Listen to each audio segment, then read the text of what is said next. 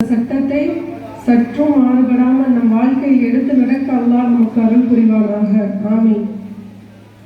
அடுத்ததாக, ஐந்திற்கு முன்னால் ஐந்தை பயன்படுத்திக் கொள் என்ற தலைப்பில் முகமது இக்பால் அவர்களின் மகளார் எம் ஃபாரிஹா ஃபை சாலிமா நூரியா அவர்களை அழைக்கிறோம்.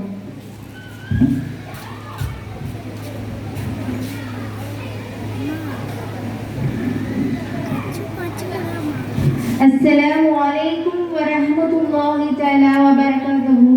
الحمد لله رب العالمين. الصلاة والسلام على سيد المرسلين.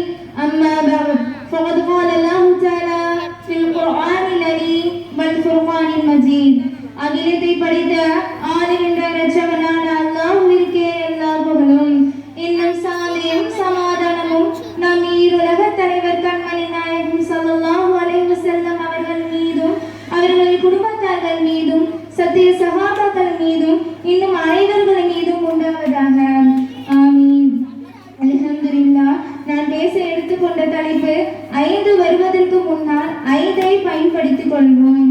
அல்லாஹ் தஆலா தன்னுடைய திருமறை குர்ஆனில் கூறுகின்றார், சும்ம லா துஸ்அலூன யௌமைதின் அனின் நஹீம்.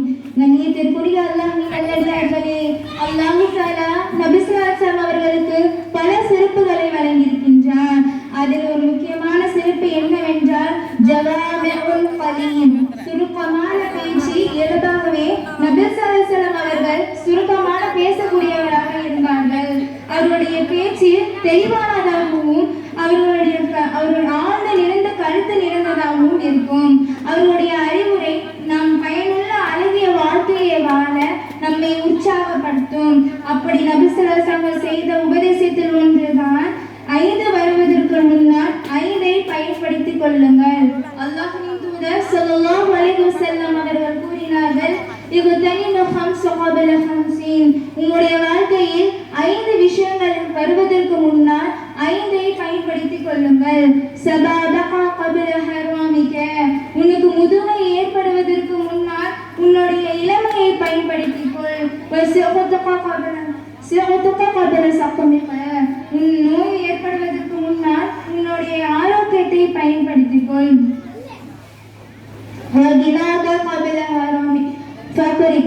உனக்கு ஏழ்மை ஏற்படுவதற்கு முன்னால் உன்னை செல்வத்தை பயன்படுத்திக் கொள். உனக்கு வேலை ஏற்படுவதற்கு முன்னால் உன்னுடைய ஓய்வை பயன்படுத்திக் கொள்.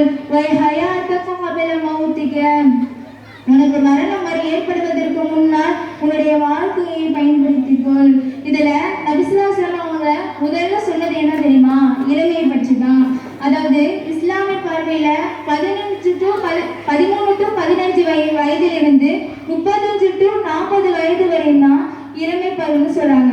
அதுக்கப்புறமேட்டு இளமையின் சுறுசுறுப்பு கொஞ்சம் குறைஞ்சி அதுக்கப்புறம் முதுமை அடைஞ்சிருவாங்க.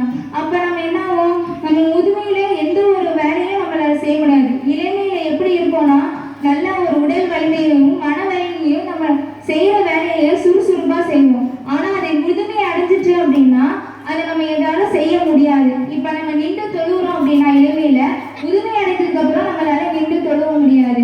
அதே மாதிரிதான். அதே மாதிரி நம்ம இளமையில நம்ம என்னன்னா ஒவ்வொரு பாவத்தையும் நம்ம செய்யாம நேரத்தை வீணடிக்காம நம்ம எப்போதும் போல நம்ம இருந்தோம் அப்படின்னா அல்லாஹ்க்கு நம்ம நிறைய ஜக்காத்து செஞ்சுக்கிட்டு அல்லாஹ்வை நினைவு கூறிக்கிட்டு நம்ம அதிகமா திக்ர் செஞ்சு அதிகமா தொழுதோம் அப்படின்னா முதுமையில நம்மளுக்கு எந்த ஒரு பிரச்சனையும் இருக்காது.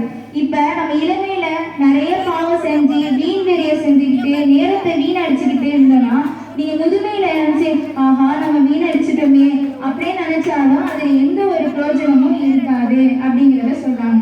அடுத்தது அரபில இதுக்கு ஒரு கவிதை பாடினாங்க. என்னன்னா, லைத்த ஷபாப யஊத், எனக்கு வாலிபம் திரும்பணுமே, எனக்கு வாலிபம் திரும்பணுமே அப்படின்னு சொல்றாங்க. அதாவது லைத்தனா என்னன்னா ஒரு நடக்காத ஒரு விஷயம் அப்படிங்கிறத சொல்றாங்க. இப்போ ஒரு 50